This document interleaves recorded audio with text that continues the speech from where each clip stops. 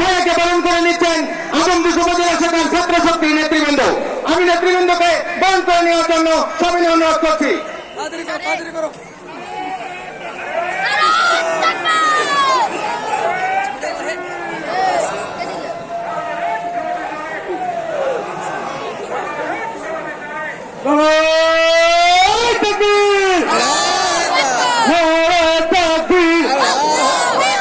বাংলাদেশ জামাত ইসলামী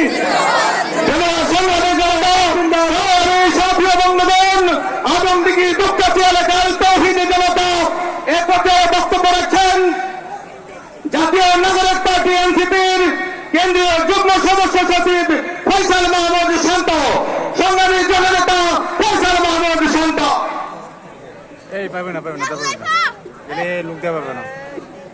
প্রিয় বগুড়া 3 আসনের জনগণ, কেমন আছেন? আলহামদুলিল্লাহ। সবাই সুস্থ আছেন? আলহামদুলিল্লাহ। সবার মধ্যে 12 তারিখ পর্যন্ত মাঠ দখল রাখার শক্তি আছে। আগামীর বাংলাদেশ, আজাদির বাংলাদেশ গড়ার স্পৃহা আছে। আগামীর বাংলাদেশ থেকে চাঁদাবাদ, সন্ত্রাস, খুনিদেরকে ঠেকিয়ে দেওয়ার মতো শক্তি আমরা সঞ্চয় করেছি। সংগ্রামী জনতা, আমরা পরিষ্কারভাবে বলতে চাই, আজ আগামী ইলেকশন কেন্দ্রিক মুখোমুখি দাঁড়িয়ে আছে দুটি দল, একটি লড়াকু সৈনিক, আরেকটি পাঁচটা দালাল। আমরা আগামীর বাংলাদেশে কোন ভারত, পাকিস্তান, যুক্তরাষ্ট্র কিংবা রাশিয়ার দালালদেরকে আগামীর বাংলাদেশ শাসন করতে দিব না ইনশাআল্লাহ।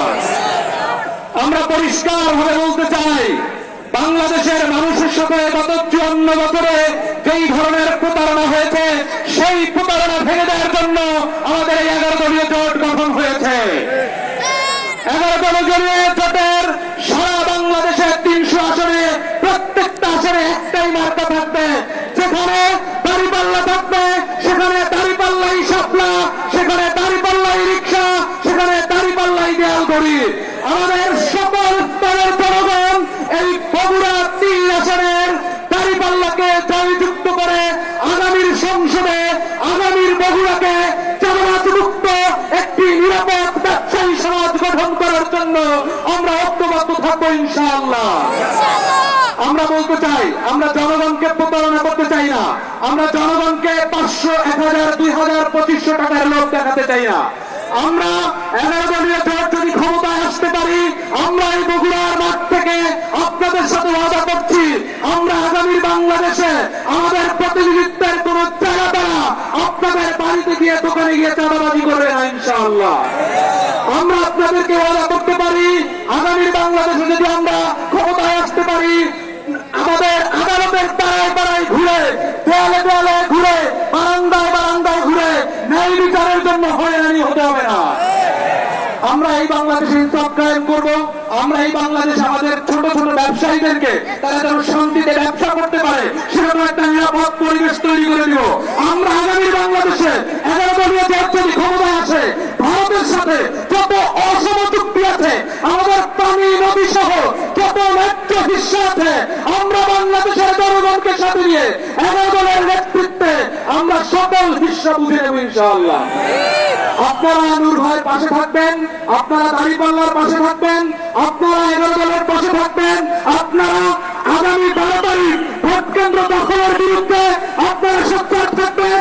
ভোট কেন্দ্রে ভোট দিবেন। ভোট গণনা হওয়া, ভোট ফলাফল ঘোষণা হওয়ার আগ পর্যন্ত আপনারা বাসায় ফিরে যাবেন না।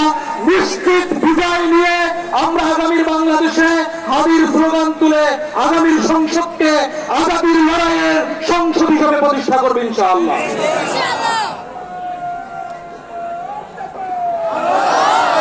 সংগ্রামী তৌহিদি জনতা